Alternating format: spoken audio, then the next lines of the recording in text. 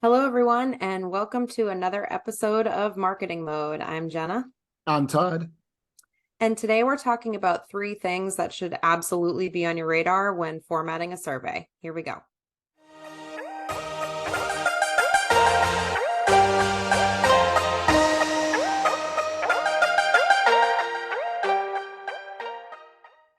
Good afternoon, Todd. Good afternoon, Jenna. How are you doing today? I'm doing good. I'm excited about our topic today. It's a little bit Yes, of my bread and butter. it is. Matter of fact, you should lead off because this is what you dive into almost every day of the week. Yeah, and we're gonna make this a quick one.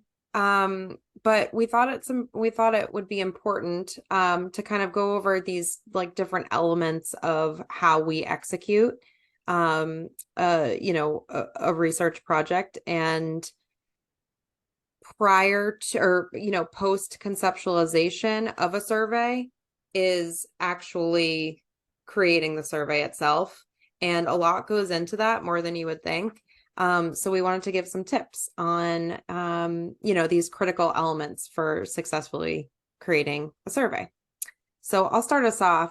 Number one, we have think ahead.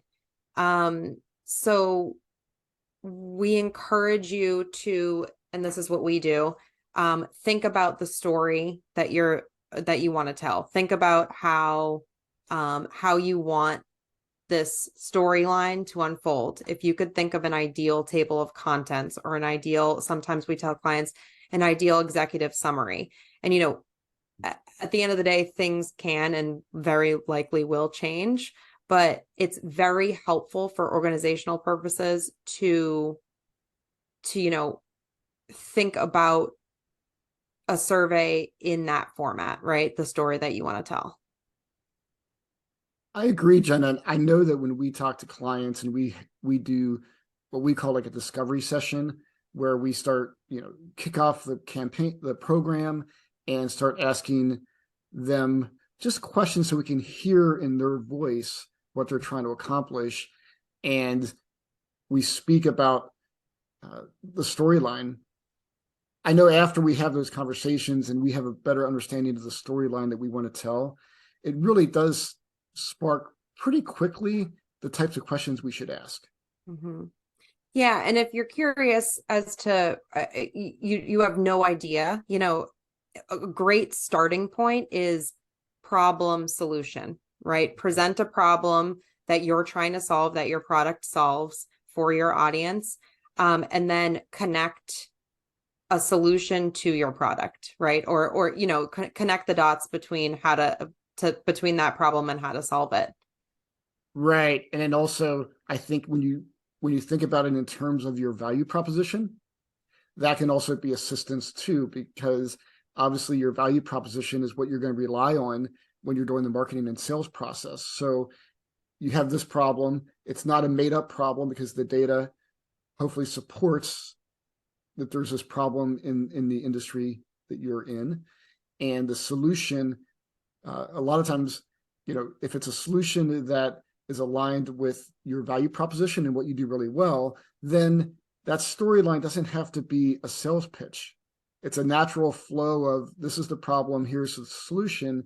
And you can be, I always like to say, like very gentle in the Mm. sales process where you're just providing, educational information or exploratory information, not buy our company, because the data is going to lead to that. Yeah, I was gonna say if you're doing it right, the data will naturally lead to it. Right. And I know your sales team will greatly appreciate that because then they can use that data to do their outreach. Hey, Jenna, I know you do XYZ. I thought of you based on this research study we did. So it can be very helpful, and you can find all these different, once you get the right storyline and the data to support it, then you'll find all different kinds of ways to actually use the data as far as output. Yeah, and to kind of weave that together. Definitely. And actually speaking of that, our next kind of element that we should be thinking about is sequencing. So question sequencing, the order of questions how you present it to potential participants of the survey. It doesn't seem like it might make a difference, but it absolutely does.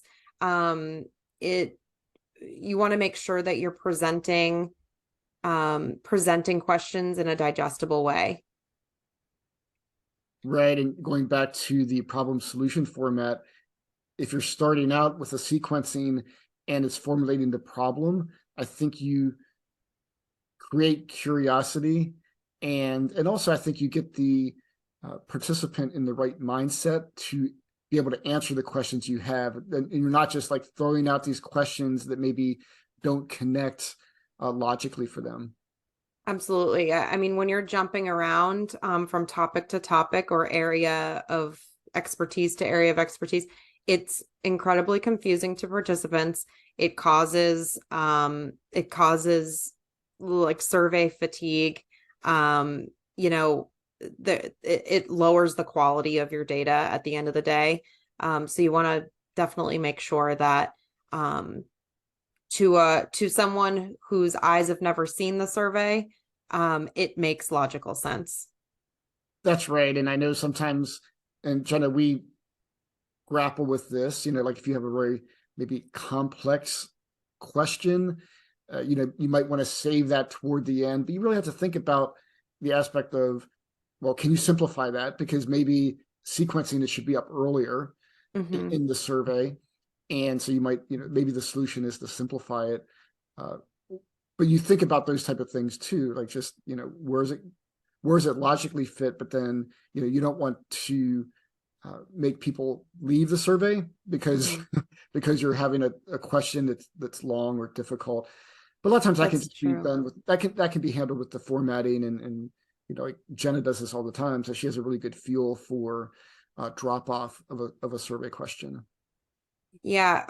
The to play devil's advocate there, we often think about the questions that maybe aren't as important to the survey. So we were like, I mean, we try to maximize every single question, but if there's one that is a tiny bit redundant with another one, or you could maybe get something similar to it from a different question or whatever, we do tend to put those at the end because if somebody does drop off, we really only take completes. So we don't take partial responses. We only take people that have completed the entire survey. So, if they get all the way to the last page and then drop off, it's like, well, they didn't answer that last, like, so it just kind of, you kind of have to weigh in a number of different factors on this with survey fatigue and drop off and such. But it does help to keep you organized. If you're kind of following that, you're almost like a table of contents as far as, order of survey questions. And there's a art to it, and you do this exceptionally well, Jenna, but there's an art to it. And like you said, there's multiple factors involved, so it's not always, you know do A, do B, do C, do D. It's not quite always that sequential. Sometimes you have to weigh different things in the decision making process, right? So when you're doing that decision tree of where to ask the questions, how to format them, there is a art involved. Yeah, and a lot of these things do come to the surface when you test. So testing is a very important. But our last thing to remember when formatting a survey is format, question format. So to take into consideration, as we talk about the sequencing of questions and stuff, take into consideration how the format of each question will be able to be reported on, and also how it contributes to the overall timing of your survey. Again, with the drop off rates, with survey fatigue, the overall quality of your data, the timing of the survey matters immensely. So, a 10-minute survey, your completes are going to be a lot fewer than a 3-minute survey. And so incorporating radio button questions and checkbox questions and radio button grid questions that take a long time to complete, all of these things are factors in the timing of the survey. So watch for format of each question. Yes, and I would say many times just be careful about adding too much complexity. In theory, it sounds really good, but when you get back, when you get that data back, a lot of times you'll realize that it may not have been worth the complexity you added to it. Not that you always err on simplicity, but I do always try to encourage people of just, just be careful about the complexity, and don't get so caught up in having to get every little thing answered. Yes. Maybe you can break it up into two questions. Maybe there's other ways to deal with it than just making a very complex formatting issue. Yeah, a lot of our clients do get very excited about this process, and they do, you're right, try to include a lot more than is necessary. When again, going back to that original, think about the storyline, think about the table of contents, like where is this going to fit? If it's kind of this outlier, take it out. Like evaluate how much it's going to give you at the end of the day. Right. And there's also other options. So for example, we're talking about surveys today. That's where you're getting maybe 300-400 participants. It's a quantitative research study, but you could also incorporate maybe, research study, or research number 2 is a qualitative study where you're having a series of interviews with clients or prospects, and you're doing a qualitative study to maybe dive a little bit deeper into some topics that are most important to your company. So, you have other options, both quantitative and qualitative. Yeah, absolutely. And that qualitative aspect can be such a nice complement to to the survey-based reports. Even from just I just think that you can read a number, 75% of XYZ does this, and relate to it to some extent, which is why research is so powerful. But when you see a pull quote, for instance, from an actual interview taken about about a specific topic, or read about sentiment that you can relate to, it's a little bit more powerful, I think, or just gives it a little bit more of a complexity and roundness. That's right. And, again, we can help, or others can help guide and direct you on how to think about like your overall objective of what you're trying to do. But going back to the format, I mean, that format is so important because that's going to feed into everything else you do with that data. And so if you get the format right, you're going to have a lot more success when you're actually in the evaluation or executing whatever products you're going to have come out of that, whether it be report, an infographic, a series of blog posts, whatever that may be. Yeah, absolutely. And if you're listening to this and you're like, I want to know more, but I don't even know where to begin, please reach out. Let us know. We can,